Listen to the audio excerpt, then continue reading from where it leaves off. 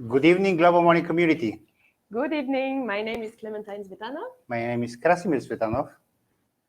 And we are the organizer of Global Morning Community And Inside Seminar Cyprus.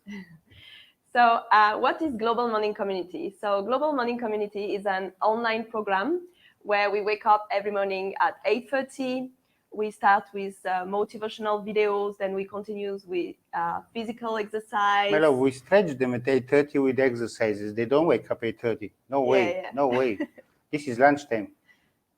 And, and then we continue also with different coaches, with different topics.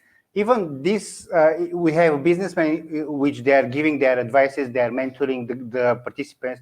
Even next week we have someone who have 8 coffee shops and he's quite successful. During the Corona, he even opened 2 more. So we are trying to bring more people, the people which they are to get more interactive. We bring also healthy tips. Mm-hmm. And Morning Community is also a strong peer group, actually, of people supporting each other to create positive habits, building strong accountability partners together, and also working together, contributing even to the world. Like we also contribute to orphanage in Bali. Yes. And what we decide for this year? Ella? This year we decided at least 15 people of our community to go to Bali, so we can they can see the children because they didn't see them anyway. So we can see the children, we can contribute, we can be in the service with them, and we can just enjoy. So in our world today, we are all facing a lot of challenges, and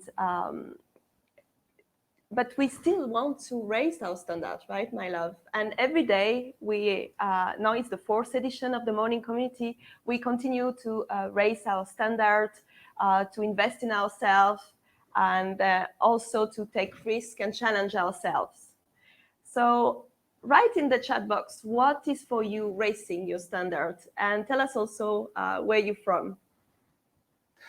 Actually, send us where you come from, send us love, send us thumb up, and let's make this viral. My Clementine said, don't say about viral vaccine and blah, blah. Let's make viral like COVID, okay? So let's have fun, let's enjoy, because tonight our guest.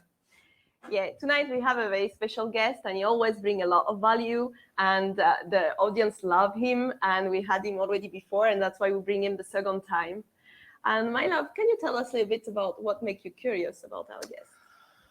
So as you know, my wife is torturing me and I'm cooking in the kitchen, and I received a message from a friend of mine, and thanks God I didn't ignore this message. And when I saw the message, it was a man who was running on the top of the hill with 2 dogs, and the message was very clear. You will never rise above the opinion of yourself. I feel like someone come and make me a big slap for waking up, and from this moment I will never ever forget about this message. Also, after I start to follow the work of this person, which is our guest tonight, and even now I'm following 2 of his coaching programs, and I'm really extremely happy with all what he's doing. And from the moment he said, you never rise above the opinion of yourself, and with all the talks, I understand he is not from all the coaches. I understood that this is a person who walk his talk. So let's see a small video about our guest. Yes, before to introduce our guest, not yet, guys, not yet. We want to put a small video.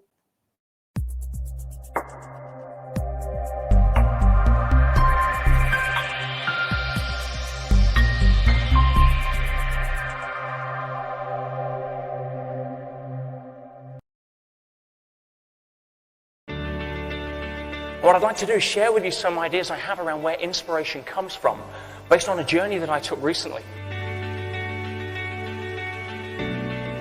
And really what I want to do today is to bring all of that experience and share with you the best of what it is that I've learned, some of the most painful mistakes. And hopefully at the end of this, you'll be able to walk away and make an immediate impact on what it is that you're doing to basically create wealth for yourselves. Does that sound like something you'd like to do? We can move forward unshackled from the stories of the past. With that, we can leave a legacy that our ancestors can be proud of. I mean, what I focus on in the MBS is teaching people on the 2 business days how to grow their company without spending money, how to get resourceful. But the message was clear. It never matters what happens to you in life, my friends. That's a story. That's what keeps us here instead of here. Jump out of the plane, whatever it is. Yeah, jump out of the plane with whatever it is, the action you want to take, but go do it.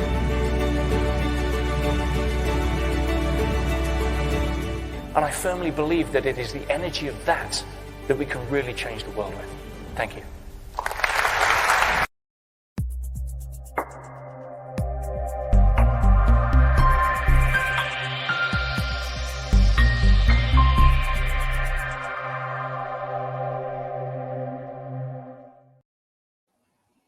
Okay, so we are back.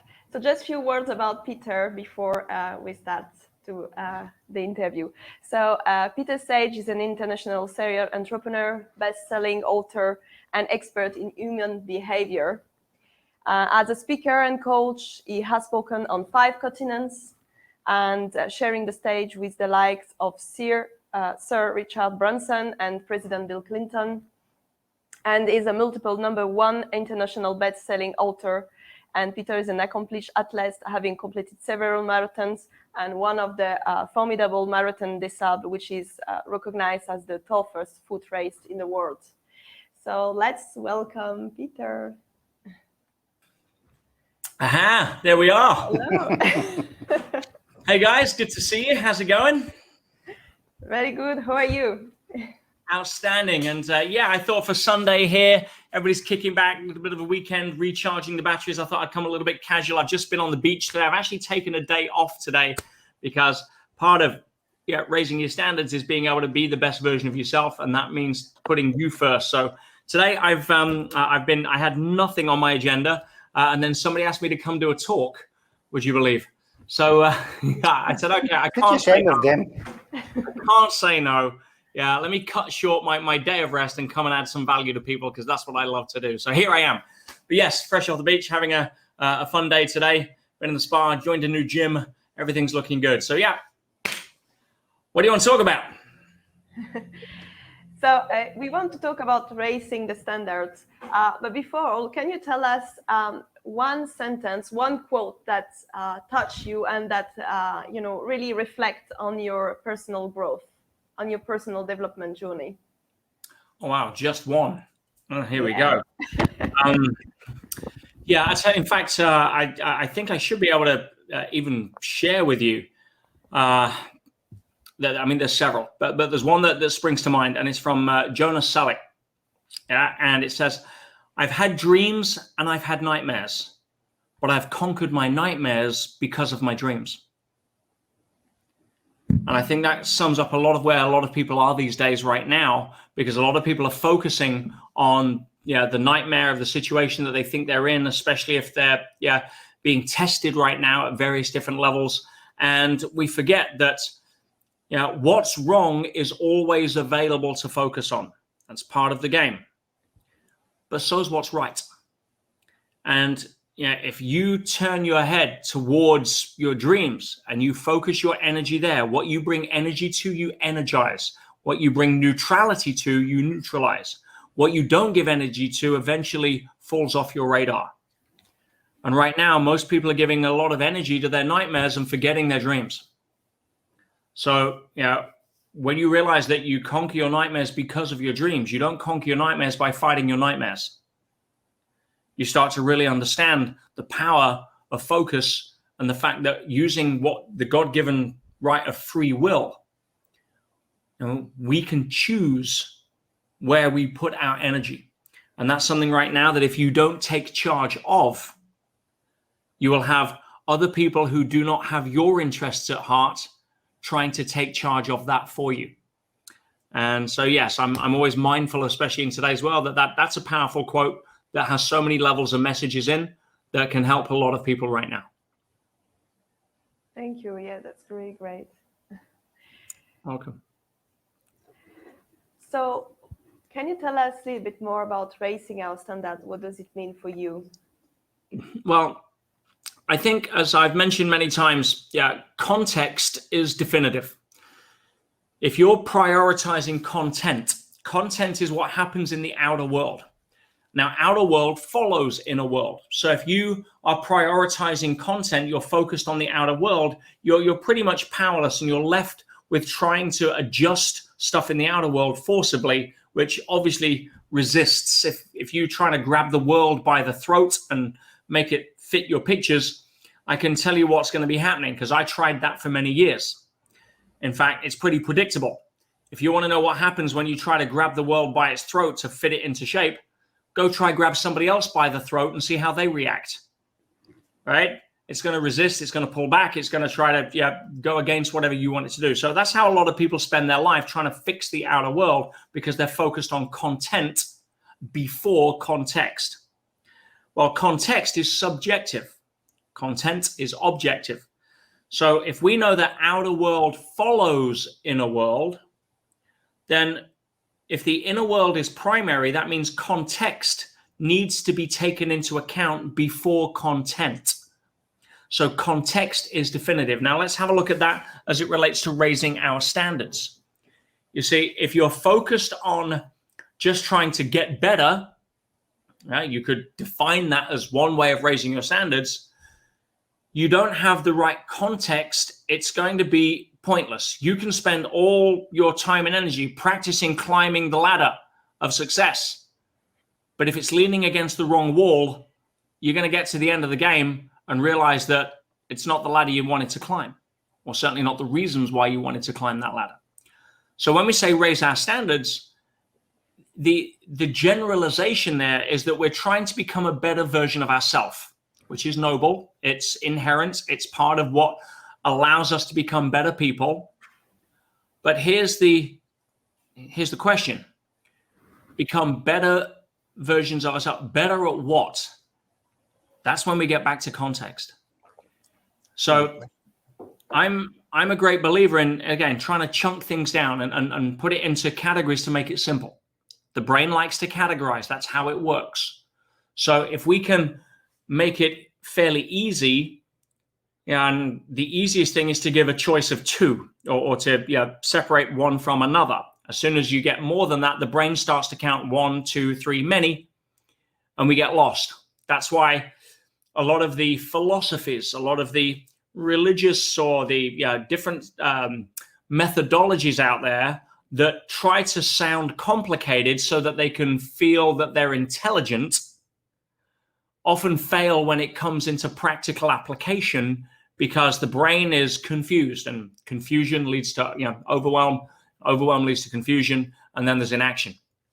So for me personally, if we're looking at becoming a better version of ourselves, how do we define that? What context can we build around that? Well, let's go to evolution for some clues, because there are clues out there. Everything is operating on a pattern based on a rule set. What do I mean by that? And you'll see how I tie this full circle as we journey. So the physical world operates on rules. And thankfully, those rules are very well defined, and we can utilize those rules by observing what they are and following them to the point where we can build things like cars, and we can plant crops and know how to look after them and harvest them, because there are rules that once we know what they are, we can follow. The rules don't change. There may be sub-rules, there may be exceptions based upon other rules that supersede those rules, but generally speaking, the rules are fixed. So, for example, if you did not know that there was rules that govern the relationship between food and body shape, and you didn't know what those rules were, and you'd be complaining to your friend that, look, I'm having to buy new clothes because I don't fit these anymore. I'm putting on so much weight. I don't know what's going on. Please pass me another donut. Right? It's like, oh my God, it's like I'm feeling all really heavy. I have no idea why. Yeah, I'd like to take fries with that Big Mac, please. No, if you had no idea that diet and body shape were connected, then everything would be a guess. Another way to explain this is what I call the rules of the road.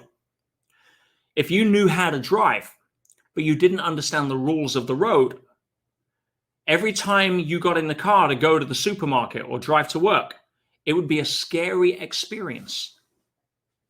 Yeah, you'd be taking your life in your hands. You didn't know if the cars coming towards you were going to hit you. You didn't know why you kept getting stopped and giving speeding tickets by the police. You didn't know what those different colored lights at the junction would mean. But if I was to pull you aside and just give you 5 minutes of context explaining the white line in the middle of the road, and if you stay to one side of it, there's a good chance the cars coming the other way are not going to hit you. What those different colored lights mean at the junction so that you can cross safely and stop when you're meant to stop. What those little numbers in the circles are at the side of the road. And if you go over those numbers, you're going to get stopped by the police. So if I give you some basic rules and understanding, your entire experience of driving now changes.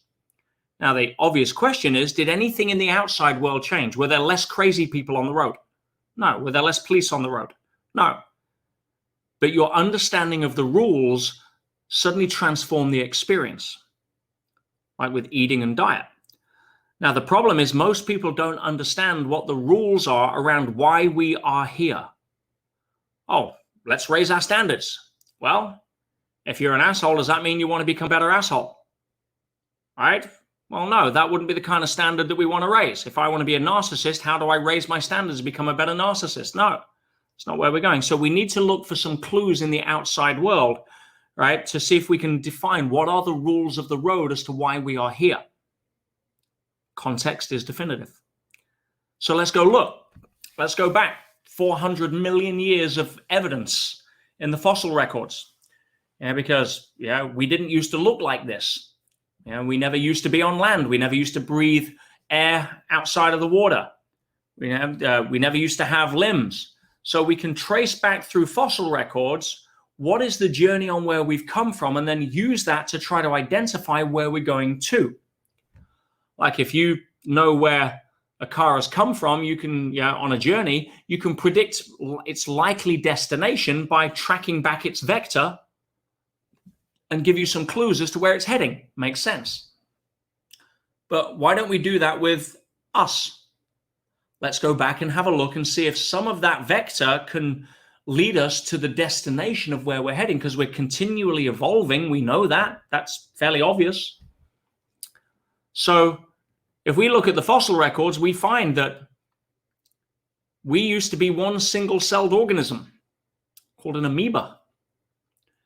We look where we are today, and we're now a multi-trillion-celled organism called a body, Homo sapiens, human being. And so something had to happen to get us there. Evolution is constantly evolving. And if you look at the trajectory, we find that evolution is constantly learning and adapting to its environment, but also evolving into higher levels of complexity. And if we would take 50 trillion individual cells in the body and we introduce one food source, what are we going to get? Well, simple. We're going to get war. We're going to get competition. We're going to have individual focus on ourselves, not other. If I'm a single cell, I need some of that food. And if that means you don't get it, I don't care. Now, you look at the individual humans on the planet right now in this multi-celled organism called a global community, and there's a lot of amoeba-based mindset. I want for me, I want mine. I don't care. I will take at the expense of other. Right? So based upon that, what do? Well, what can we learn? Well, if the human body took in food and all of the cells operated like the individuals on the planet, we'd be in pretty bad shape. The heart may join with the liver to gang up against the kidney and the spleen to get more hemoglobin. The muscles in the legs would be fighting the muscles in the arm for more ATP, etc., etc. I mean, it's a ludicrous scenario, because you would then have a massively dysfunctional body, like we've for many centuries had a fairly dysfunctional, what we call civilization. But we're constantly evolving.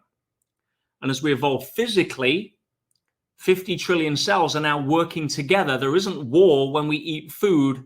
There is cooperation and a hierarchy of how to serve based upon needs. So the brain gets first dibs on all of the glucose. That's just paramount. Yeah. Then you go to digestion, then immune system. Then there's a hierarchy.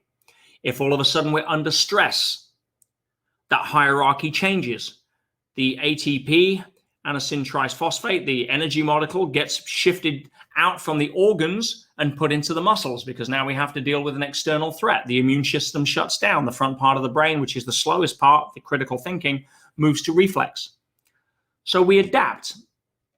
But if we go back, the constant theme is higher levels of complexity, which require higher levels of cooperation.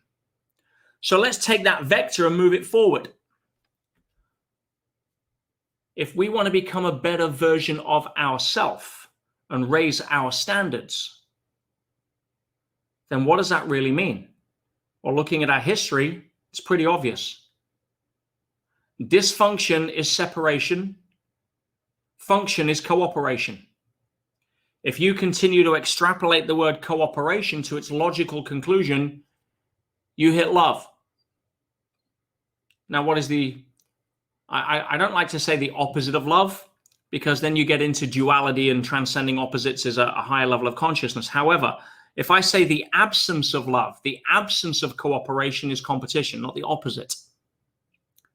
So therefore, if we turn around, what is the absence of love? The absence of love is fear.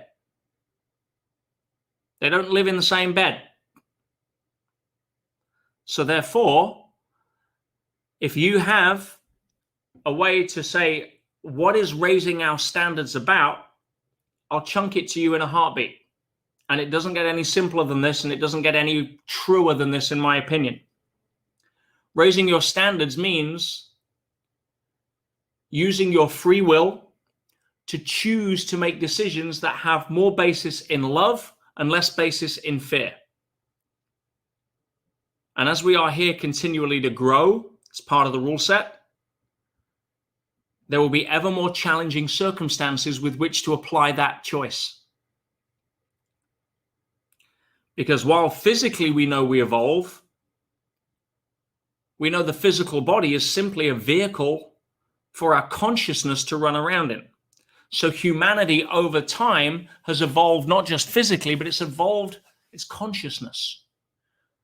If you go back 2,000 years to the time of the Christ, and do calibrations using applied kinesiology, you'll find that the average consciousness of humanity back then was about 100 on Hawkins' map of consciousness, which is very much, again, separation, fear. You've got individual communities with politics and agendas fighting for their own benefit against other people, defend and attack, positionality. And that kind of bears itself out in the history books quite well. However, as you move up the scale, certainly coming into this last era where information has been far more freely available, we have seen an explosion in the rise of consciousness. You'll see kids now, parents on this call, you'll see kids born today that are at 4 years old asking questions that we wouldn't have dreamed of at 4 years old.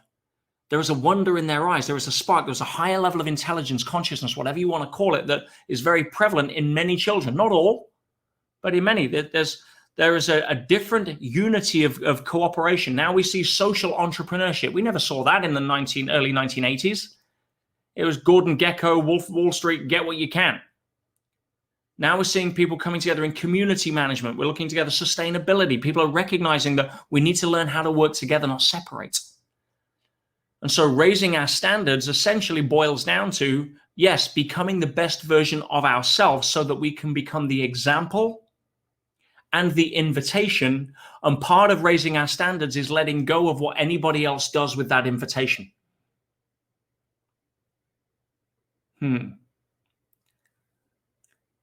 Best version of yourself, choose love over fear in ever more challenging circumstances, because you're going to get challenging circumstances. It's part of the rule set. If we are in school, Earth School, we're here to learn how to grow.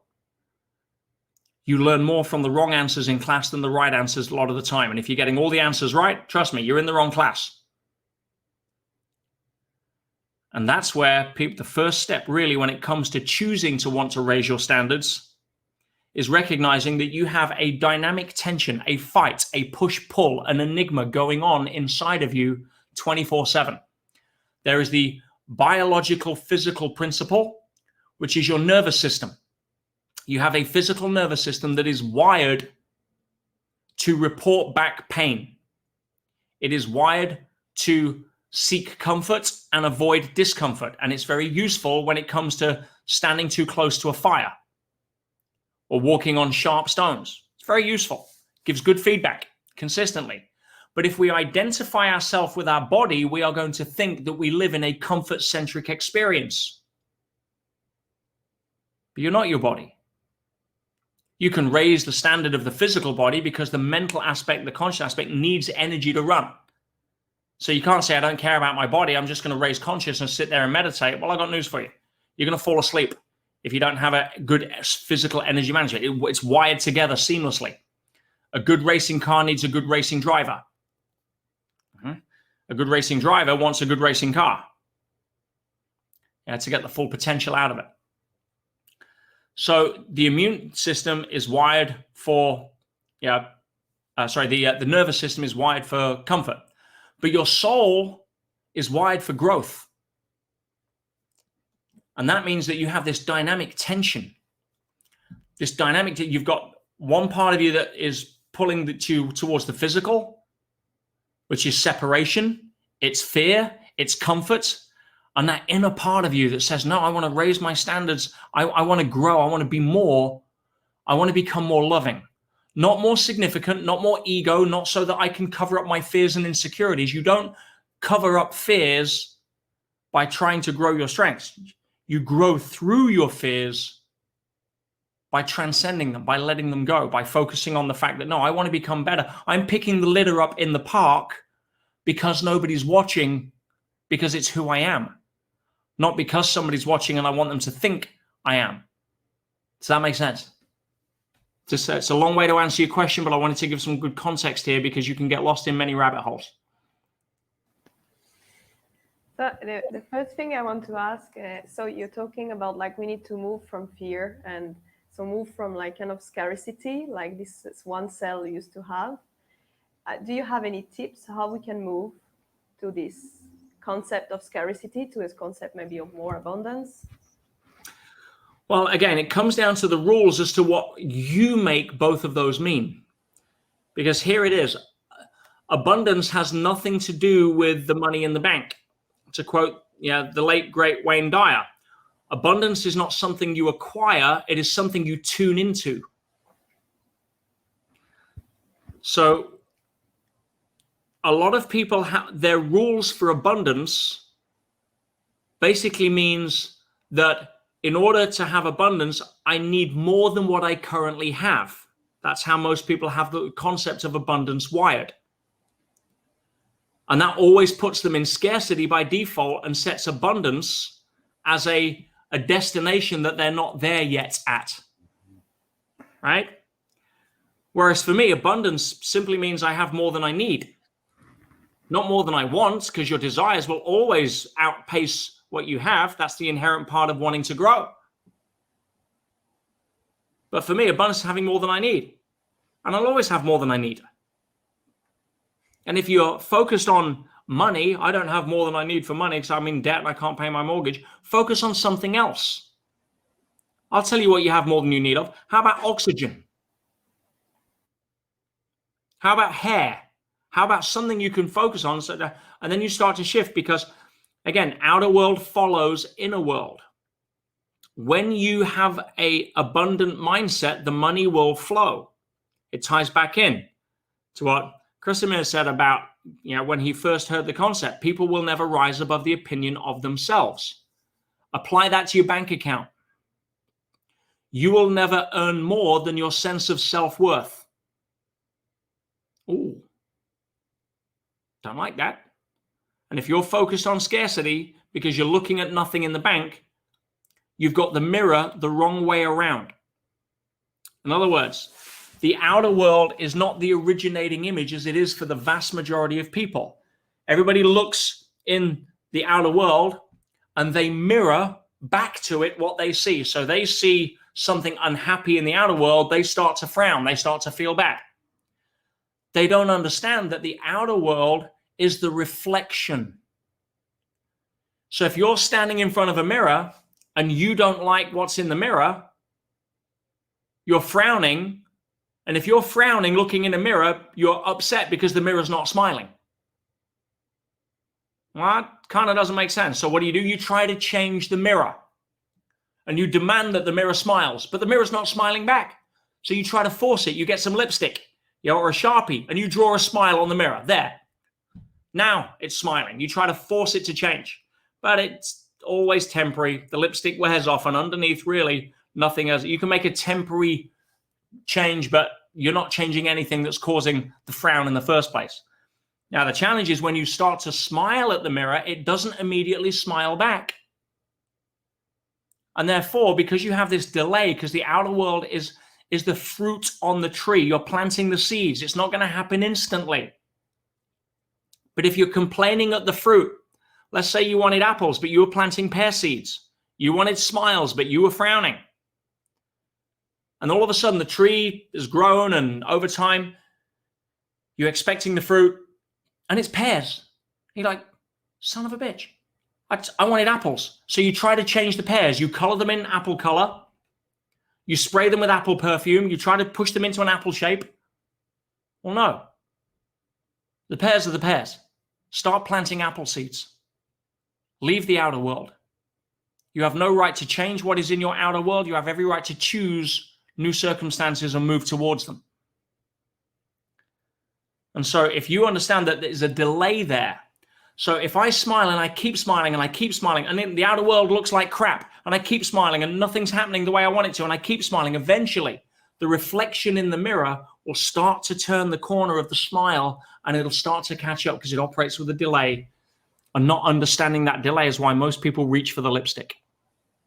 Does that make sense? And you know what I think? If it's with a delay, and when you give up and you turn your back, you cannot see that the mirror is smiling to you because you just give up. Yep.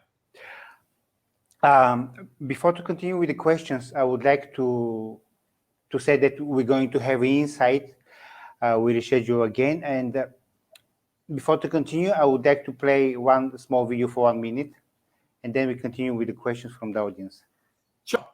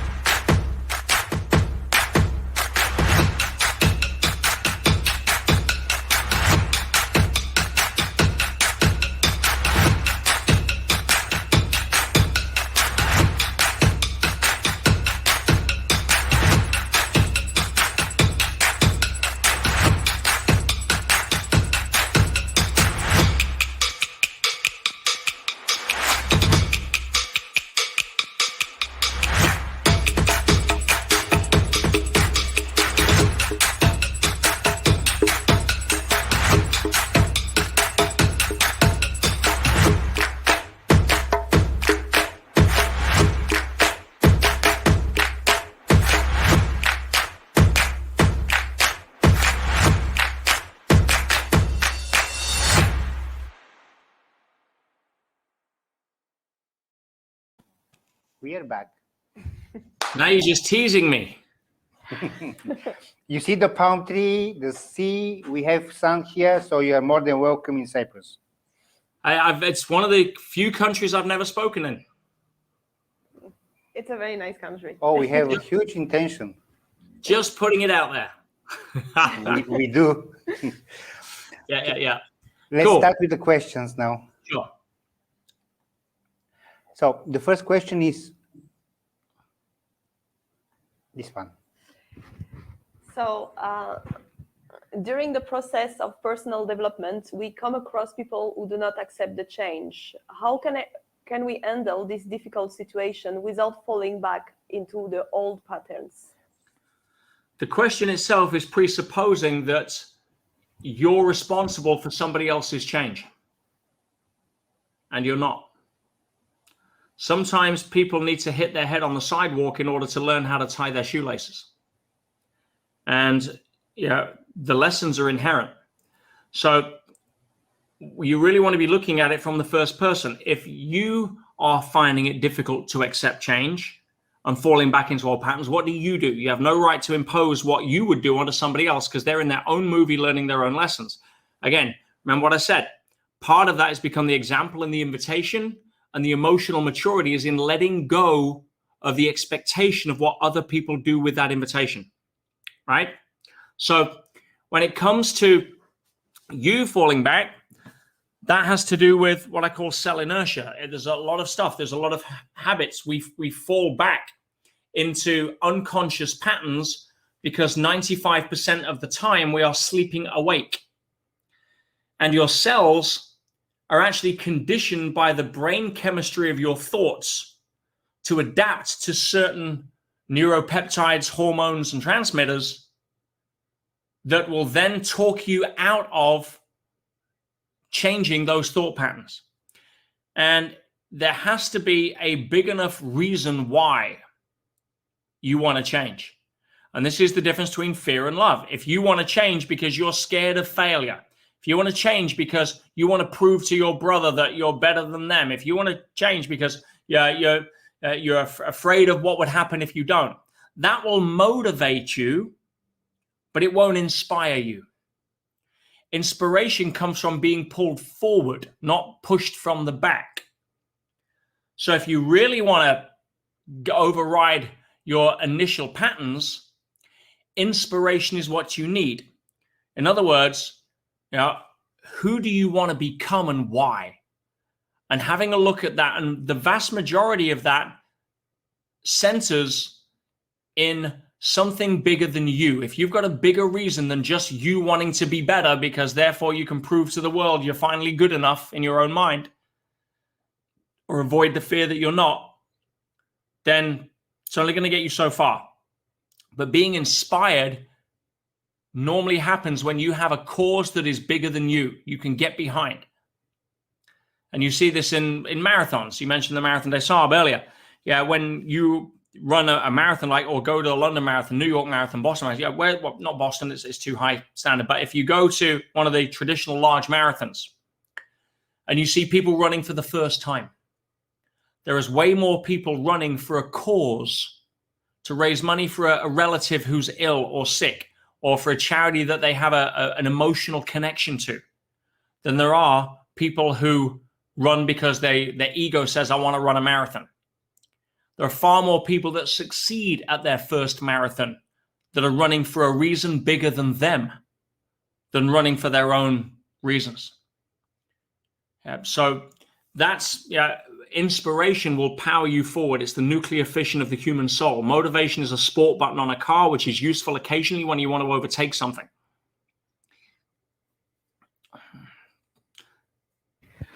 There's another question. So if subconscious thoughts or habits are holding us back that we are not aware of, what technique would you recommend to become aware of this and to be able to let go and move forward? There's multiple layers to this, as there usually are, but I'll try to be as brief and practical as I can. If you have the opportunity to, let's call it take the fortress by a lengthy siege, you've got to recondition your thoughts. Surround yourself with people moving in the same thought. If you've got subconscious thoughts that are about scarcity, hang around with people who are talking abundance, that live abundance, and you will eventually turn the tide of your thinking based upon the law of conformity and peer group. Now, if you can't find that and you need to make some quick changes, there are methods that you can do. One of the most powerful, in my opinion, is something called Psyche.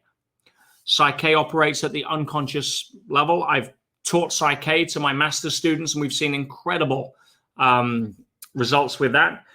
PSY CHE-K, Psych-K is the methodology there. It's taught around the world. You can find people that'll do it online over Skype or things like that are very powerful. You can NLP to a certain extent, depending on the nature of the subconscious, hypnosis. There are different methodologies for addressing what's behind the front brain. Essentially, you have to get into the operating system because you cannot think your way into the midbrain. You think your way into the around the prefrontal cortex. It's anything down to a low alpha. But the midbrain operates in the unconscious operating system. Subconscious operating system operates in theta. Works off reflex, works off conditioned response. It bypasses the front part of the brain. So you need a technique that allows you to do that. Hence NLP, hence hypnosis, hence Psyche, etc. Does that help? Yes, Peter, thank you. Welcome. Mela? So we have another question. Before, women used to stay at home with children, and now we are working, taking care of children, and also we still want to develop. And this can create sometimes a lot of frustration. So what do you recommend? Again, different scenarios. There's not a one size fits all. Coming back to the fact that life is a growth-centric experience. If you don't have time for your own personal growth, and a lot of women don't because they follow the martyr pattern. Yeah, they know they have responsibilities to the family, or if we're talking gender stereotype roles here. Yeah, there's a lot that men don't appreciate, that women hold the family together in a way that we have no clue. All right, so and women are very underappreciated a lot of the time for that. But a lot of the pattern that's driving it is guilt, duty, and obligation. And therefore, we feel guilty, the women feel guilty if they don't. Or they validate themselves by how good a mother they are, by how well they can look after their kids, which is the worst thing you could ever do, because trying to control kids is about as predictable as something not very predictable, as you know. So when it comes to making time for yourself versus personal growth, there's two distinctions. Making time for yourself is something that you need to do. Case closed. And if that involves enrolling friends or husband or whatever it may be, if it's a few hours a week where mum needs to go to the spa, or just take some time off, or read a book, or put a sign on the door says don't knock unless you're bleeding, and if you are, speak to dad first, right? You need to prioritize time for yourself, because you cannot give that which you don't have. And a lot of the women follow this martyr pattern because their natural tendency of feminine energy is to be nurturative, it is to give, it is to be compassionate, and it is to want to serve at the level of community. And therefore, if you've got a guilt, duty, or obligation aspect going on, or trying to validate yourself by doing any of that, you're going to keep giving, hoping at some point somebody will recognize that, acknowledge that, or you'll feel good enough about yourself that you're doing something, and you're going to run out. You're going to burn out, because that's not the way to do it. No, everyone else is busy doing their own stuff. And so setting yourself up to win allows you to get some time for yourself. And if you don't prioritize that, nobody else will for you. But when it comes to growth, that's different. You can use the role of a mother as it is, and it's built into the rule set, or wife, or what have you. You can grow a lot more from the challenges faced by that role than most men can in business or work. So personal growth isn't about, I've got to find time to do the kids and the washing and the housekeeping and blah, blah, blah, and everything else, and then I've got to sit down and study and read books. No, forget that. Spend time for yourself, but the personal growth, utilize the fact that you're in the classroom a lot more than most people. So use the lessons of personal growth from how you deal with the frustration and the lack of patience with the kids, or how you handle multitasking something and then it doesn't go according to plan, or how... That's where your growth comes from, is transcending those lessons there, and you will have no problem keeping up with somebody who's trying to read books and watch The Secret. Does that make sense? Yes, great. Yes. I cannot answer because I'm not a woman. Okay. Hello? The value of our product come from the outcome we create. So how can I raise my price when the outcome does not only depend from my side? For example, the participation, commitment of the other person. Right. Again, don't want to get too wrapped around the language here. So the value of your product comes from the outcome we create. Yeah. So you could look at it that way. Or you could put, you ask the question from the other side of the telescope. how do we create more value in the experience of the product? Because it's not just the product. People aren't buying a product, they're buying a solution to a challenge, a problem, or they're buying something that's going to give them more comfort or whatever it may be. That isn't just the product. The experience of buying the product. Again, you go into a hairdresser's and it's the same standard of cut. It's the same outcome in terms of what the hair's going to look like. It's the same cost and price, but one of the hairdressers makes you feel amazing and the other one just treats you like a standard client. Where are you going to go back to? Who can charge a higher price? When I ran a chain of health clubs and gyms, the outcome is it's the same gym as the one next door, but we made people feel a whole level above the other gyms that had more money to buy fancier equipment. See, life is a subjective experience. The only thing that you can do in life, my friends, is experience. Case closed. In fact, you want to drill down, the only thing you can experience is the act of experiencing. You want to split hairs. But when it comes to understanding that, it's not about the product. It's how does the product make you feel? Does it solve a problem? Does it give you peace of mind? Does it make it easy for something? Does it make you feel more significant? Does it give you more certainty?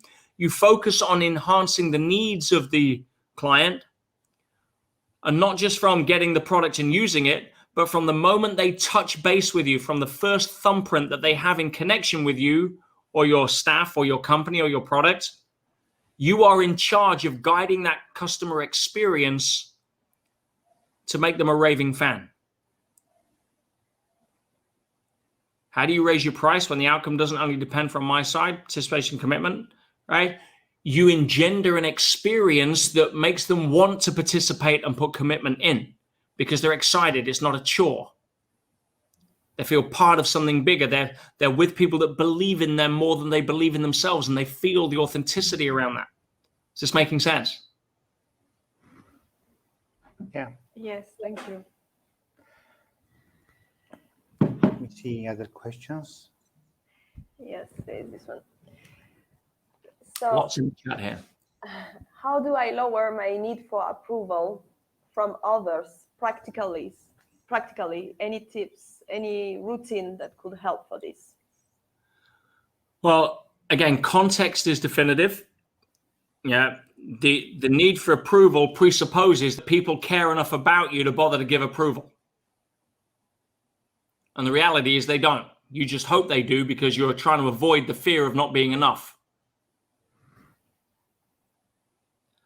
So when it comes to that, there are a few things. A practical thing you can do is actually do an audit of the belief system that supports your need for approval. Why do you think that is? Trace it back. Start pulling the thread. Start attacking the belief by questioning it and asking better questions. Why do I believe that I need approval from somebody else other than myself? Why am I so craving validation, significance, acceptance? Well, it's because you're scared of not being enough. Why? Or scared of rejected. Why? What scenario in your early life led you to use that as a survival mechanism? Was it the fact your mother was always critical and therefore you could never do anything right, and therefore you're constantly trying to prove yourself to the world in order to get what you didn't get as a child from the person you most wanted it from? Well, that was just your mother's coping strategy. That was just her way of trying to deal with not being a good enough mother in her own right. Well, yeah, but she had a lousy way of doing it. Yeah, but what right have you got to criticize her and how she dealt with her stuff? You didn't know what was going on. So you start asking questions, and then you say, okay, well, if it was my adaptation to my mother's, in this scenario, way of kind of making me qualify for love by trying to please her, and nothing I could do would actually work, why do I still need to use that strategy on everybody else I meet when they're not my mother? So you start pulling the thread. Ask yourself, where did these beliefs come from? What else would I have to believe in order to think that was still true? I'd have to think everyone was like my mom. And you start pulling the fabric, and all of a sudden you start inducing doubts, and that creates the gap for you to then start shifting context, I realize, hang on a minute, everybody else's opinion of me is none of my damn business. But here's the thing, you will attract, and this is classic case of my mother, you will attract people that will validate your model of the world. So if you're constantly trying to get approval, you will surround yourself with and attract people who are less likely to give it. Once you no longer need approval, it'll start showing up in your life. And that's when you can start seeing instead of running around trying to get love, start offering it, but don't offer it as a horse trade. Or if I give you some of my love points, maybe I'll get some love points back. That doesn't work. Again, you can't give what you don't have. So you pull the belief system, which most people never spend 10 minutes, let alone half an hour, staring in the mirror, asking themselves introspective questions to try to unravel the psychology that they're walking around with in a dysfunctional relationship to life. So pull that out, sit down. You're not going to find it in a book. You're going to find it in your book, the book of your life. And from there, you can start exploring opportunities to let go, be mindful of it, be aware of it, start giving yourself some affirmations. I am good enough. There is nothing to prove, nothing to defend, and nothing to conquer. I was born good enough. I don't need anybody else's approval. And the more you say, I live in a friendly universe. Yeah, my mother was just trying to do the best she could with the own stuff that she had going on, which I had no idea of. Try offering forgiveness instead of judgment and notice your need for approval go down. Start falling in love with yourself rather than expecting permission to do it from other people. You'll make massive strides.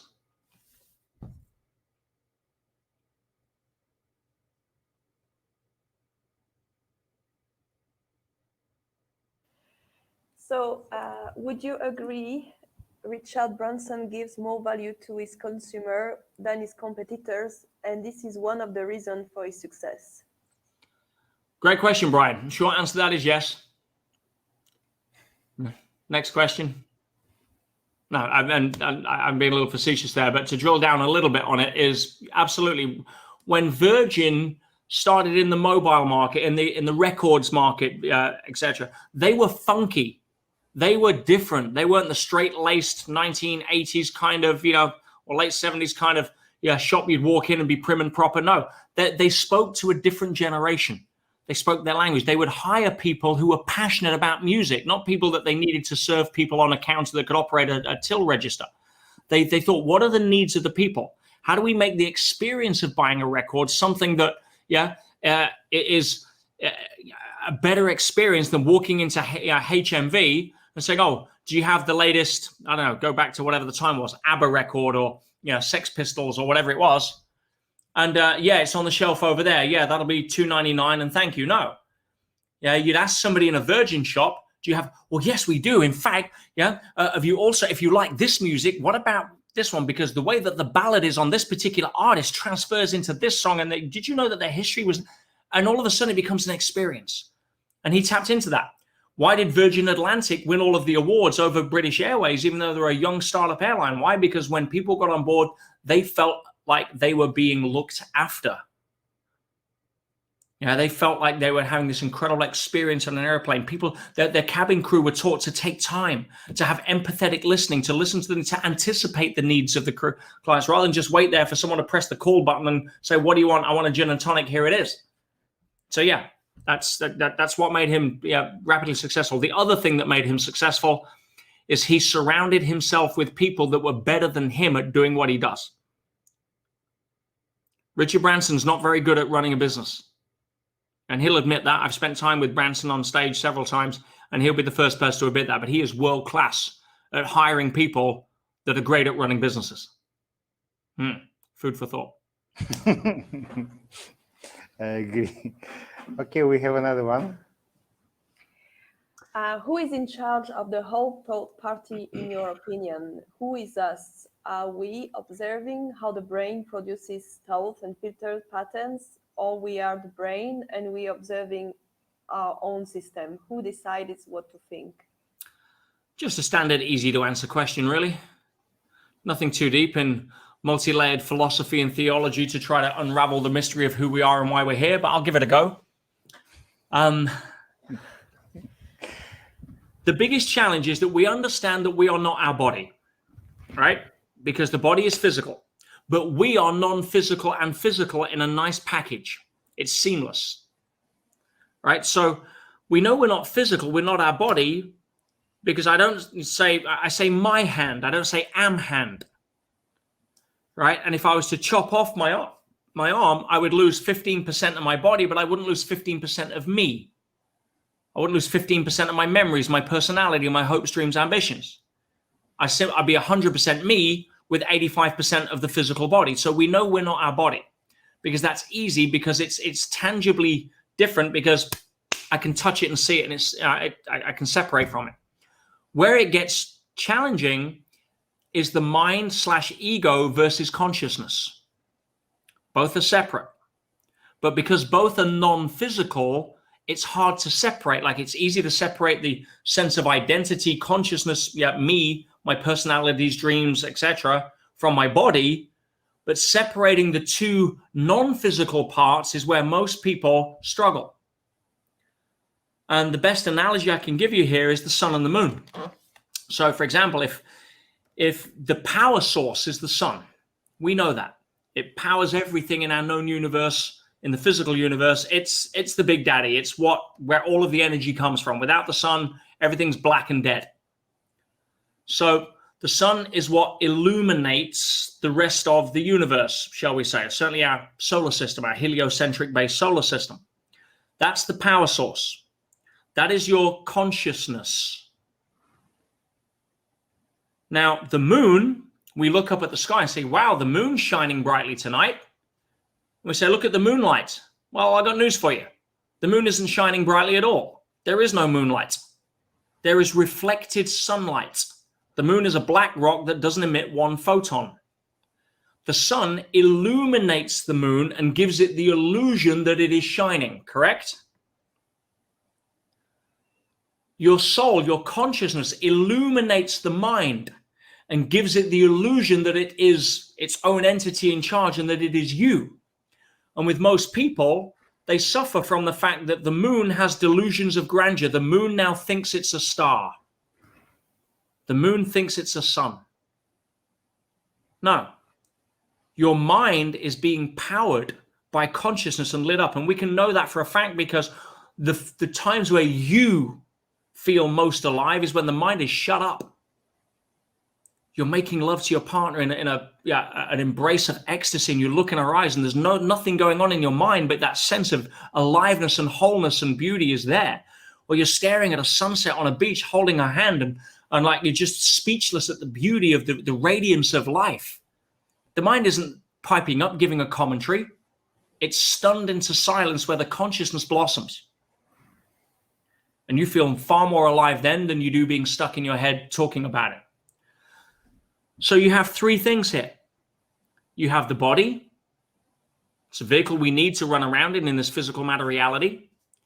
We don't need it to run around in non-physical matter reality. When we dream, for example, we don't need the body. It's fast asleep, but we're still off gallivanting around in different data streams. But we need the physical body for the reality that we're awake in, this ultra high definition virtual reality that we're tuned into when we're awake. But the mind and our consciousness are two very distinct things which most people don't know how to separate because the moon thinks it's a star. And when you learn how to separate your sense of identity and identify with who you are, consciousness, you rise above, you observe the mind, you look at it, you don't need to comment on it. That's the mind talking about the mind, pretending it's not the mind. You start to realize that the sole governing agency of you and your reality is your consciousness. So are you your brain? No. Your brain is just what operates the physical body on a rule set, and it does it pretty well. Are you your mind? No.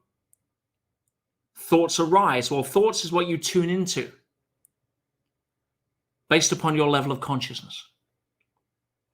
You're at a state of consciousness that is loving. Angry thoughts are not going to arise. You're in a state of consciousness where you're feeling prideful. The ego is going to start justifying. So what is the one thing that holds it all together? It's the C word. It's consciousness. Now, what is consciousness? Well, again, the mind likes to label, so we could try to conceptualize to give understanding to things. But the ultimate reality is the closest we can get is this 13-letter word called consciousness, which is a label. You cannot describe that which you only experience. As soon as you try to describe it, you're no longer experiencing it. So there's a disconnect there. So once you realize that you are conscious, you are everything you're experiencing. Consciousness is the act through which we experience being alive. That's about as far as I could drill down in the context of the question, if that's useful. This, by the way, was amazing Sunday question. Sorry, we have another one from Brian. I read the news. I read the news I want to, and not listen to what they want to tell us. Would you recommend this technique or another technique? Right, I've got news for you, Brian. I'm sorry, you don't get to choose that. You see, you can read the news with the front part of your brain saying, I'm going to tune out of the other stuff that's not relevant. It doesn't work that way. You have two parts of your brain. You have a reticular activating system. You have an amygdala. And the reticular activating system is like the bouncer at the party. Whatever's relevant to you, it will allow into your conscious awareness, or you can choose to focus on. But your amygdala it will bring in anything that induces uncertainty as a survival mechanism, right? And it is constantly scanning, constantly. You don't get to choose. You don't get to vote. If you think you have conscious control over your unconscious information that's coming in, you're in Disneyland. And all of the news is geared around a specific agenda to stimulate the amygdala. Why? Because if it was down to what's relevant to you, you wouldn't read the newspaper. There's nothing in it that's relevant. Less than 10% at maximum. And I can prove that by saying, aside from the global COVID nonsense, right? Name me one thing that you read in a newspaper last Tuesday that you can still remember that's relevant to you. Oh, you can't. What about last Wednesday? What about 3 days ago? You get my point. If you're a professor of economics and you were reading an economics report on your own economy that you're relating to, that you're in charge of writing commentary on, then it's relevant. But that isn't how newspapers work. And you will only be taking in what's relevant to you. In other words, if you're at a party and you hear somebody call your name or speak to you in another conversation, the other side of the room, you're like, oh, hang on, I heard my name. Even though you were engrossed in a different conversation, because your reticular activating system is scanning everything and evaluating, is it relevant? If it's not, it doesn't come in. But your amygdala trumps the bouncer at the party. It's security. It will walk past the line. So the job of the media is to stimulate the amygdala. That's the business model. It's well documented, well known. And you do not get to vote, my friend, on whether or not you are unconsciously programmed. I don't care what the front part of your brain thinks it's doing in terms of if it's in charge. It isn't. Right? You don't get to vote. So if you don't like jazz, you would never listen to jazz. You're a country and western person. And you are in the car and your car breaks down, and guess what? For the next week, your friend next door is driving you to work and back. Half-an-hour journey, there and back. But they like jazz, and you can't tell them to turn it off because they're giving you a lift. They're being good. But you're listening to jazz for an hour a day now. I've got news for you. By day 3, you're tapping your feet to the beat unconsciously. By day 5, you're humming it in the shower. We do not get to vote on whether or not we are programmed. We only get to choose how we want to be programmed. And if you are still...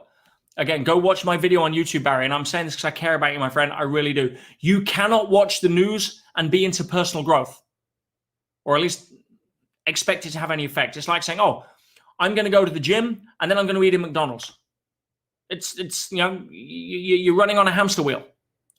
Oh, I want to be a runner, but I smoke. Well, you're not going to get healthy. You're not going to get a personal best. You're not going to express the best part of you. You're running with ankle weights. if you think that what's going on in the world right now is what the news is bringing to you, as I said, I'm sorry, I've got news for you. It ain't. I've not watched a news report or read a newspaper in 17 and a half years.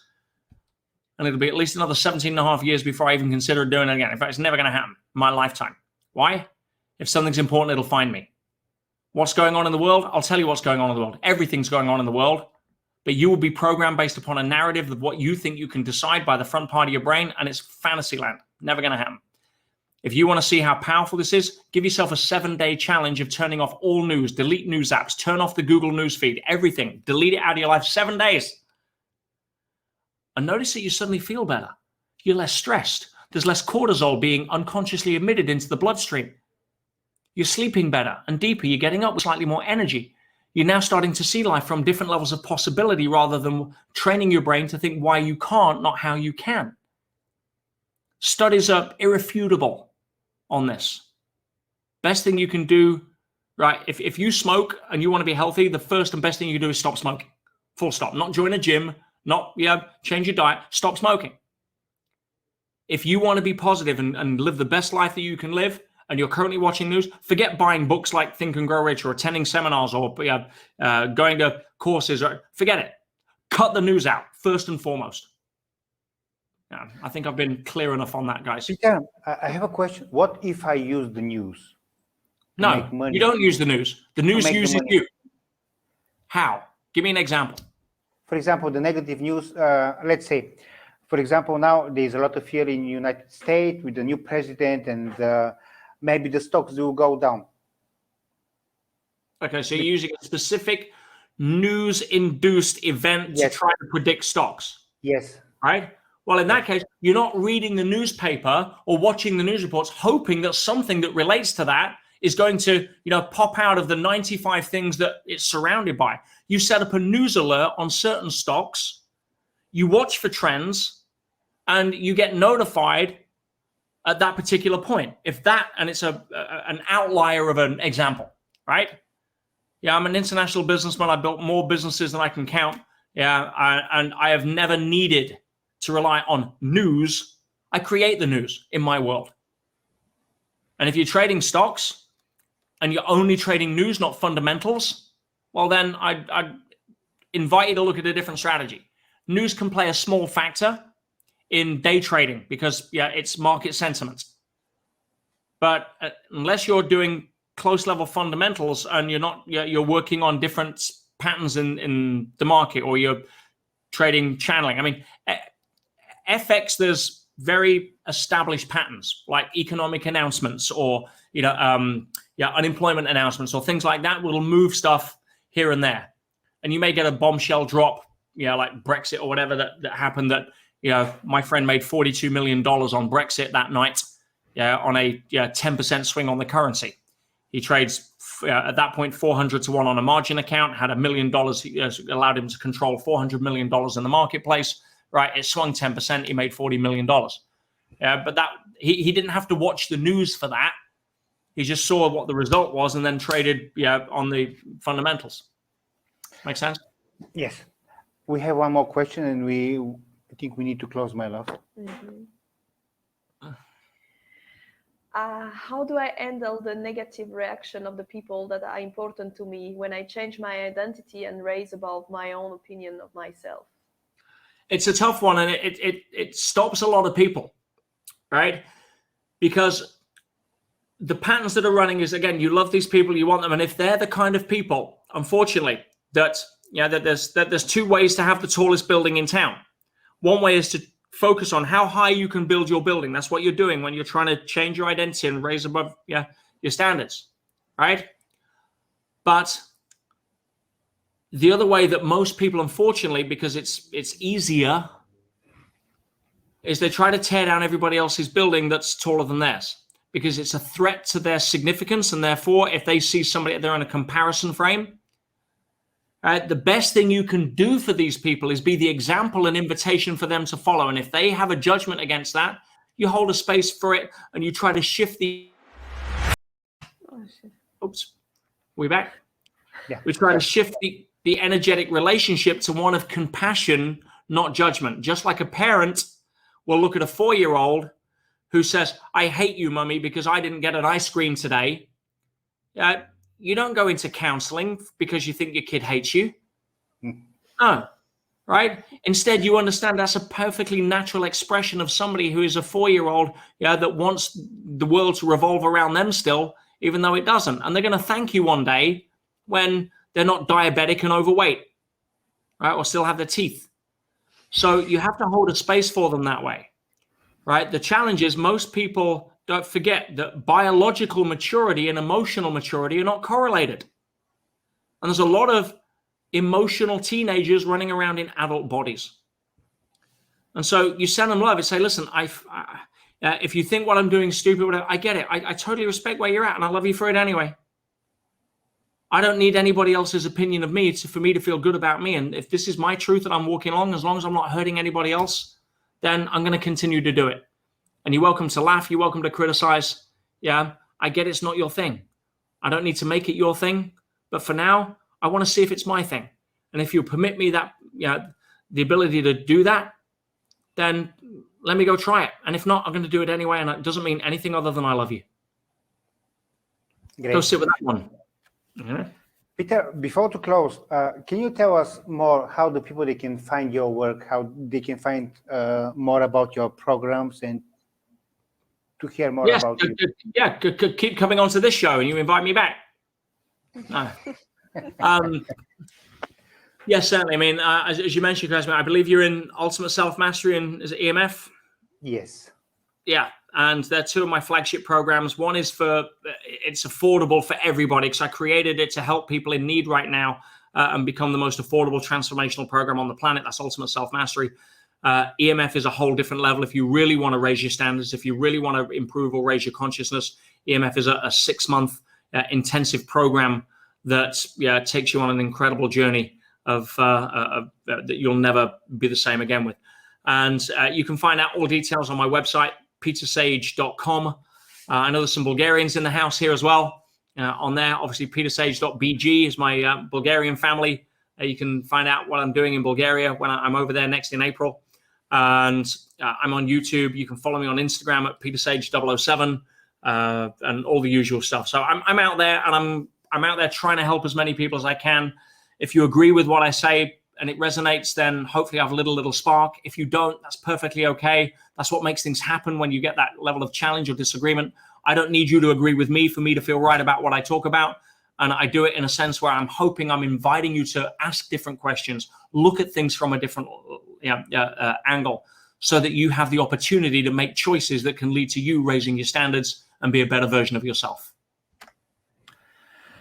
As we start now EMF, I just received the first module. I suggest to make another live in 6 months when I finish, so we can talk again. I have no doubt that that's going to be a very interesting conversation, and I'm looking forward to seeing the growth in you as a friend and as part of my peer group now, as you are with EMF, and we'll be able to hear from firsthand, and your audience hear firsthand, exactly what kind of journey that is going to be culminating in. Yeah, and my wife also, she will understand. It doesn't mean I'm going to refuse to cook. Okay. Okay. I want to say a big thank you to you, Peter. I want to say a big thank you to the people which they're watching. And tomorrow we start 8:30. Bring your mats because we're going to start with exercise, as you know. And we're going to have interesting week. So be with us. Be awesome. Guys, thank you so much. I always love coming on the show. It's a pleasure to talk to your audience. The questions were amazing. It really just shows the value and the quality of people that you attract. And guys, this is an amazing online peer group. Yeah, show up. Yeah, do the work. Be the example. Be the invitation. Support each other. This is one of the fastest ways that you can stay positive and grow as a group. This is where 1 + 1 + 1 is 111. You've got an outstanding resource here. I love you guys. Yeah, I love both of you. You're both amazing. Your audience and your tribe are incredible. And I can't wait to come back and see you in 6 months. Thank you, Peter. Thank you very much. You're very, very welcome. Thanks, guys.